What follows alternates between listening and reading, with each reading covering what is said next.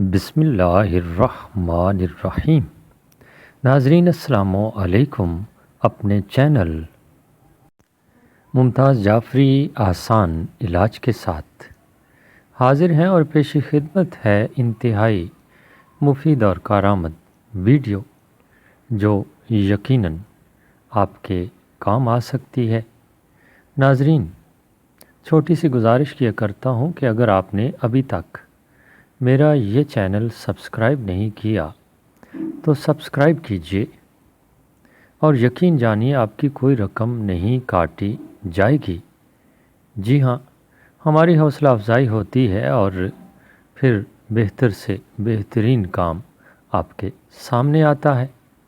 ناظرین، اگر آپ میرا یہ چینل سبسکرائب کر چکے ہیں تو پھر اپنے دوستوں عزیزوں کے ساتھ ضرور شیئر کیجئے تاکہ یہی ویڈیو آپ کے لیے صدقہ جاریہ بن سکے، کیونکہ اچھی بات پھیلانا بھی صدقہ جاریہ ہے۔ ناظرین، میرے اس چینل پر 260 سے زائد ویڈیوز ہیں جو آسان علاج کے حوالے سے ہیں اور وظائف کے حوالے سے ہیں۔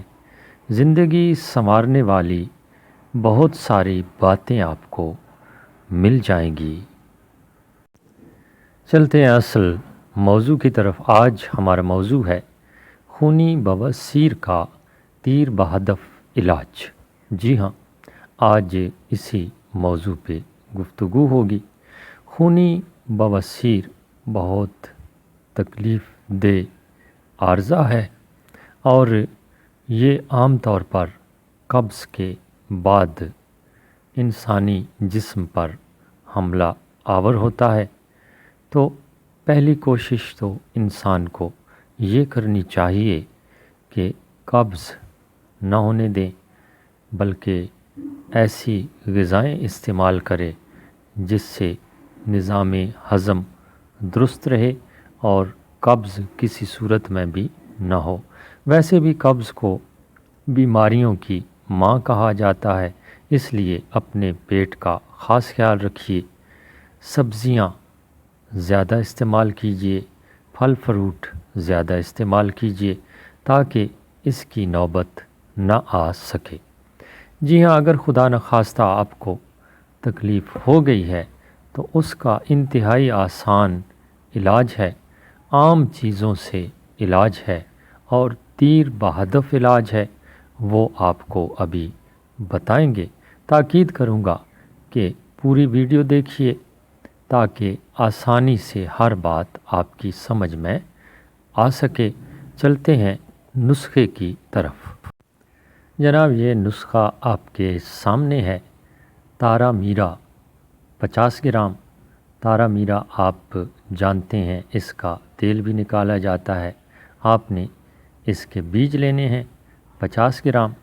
کلونجی جانی پہچانی چیز 25 گرام اور مولی کے بیج 25 گرام۔ یہ چیزیں آسانی سے آپ کو پنسار کی دکان سے مل جائیں گی، آسانی سے آپ حاصل کر سکتے ہیں۔ یہ چیزیں حاصل کرنے کے بعد ان کو باریک پیس لیجئے۔ آپ کی بواسیر کی بہترین دوا تیار ہے۔ طریقہ استعمال اس کا یہ ہوگا کہ آدھا چمچ صبح و شام استعمال کیجئے، انشاءاللہ اس تکلیف سے نجات پائیں گے۔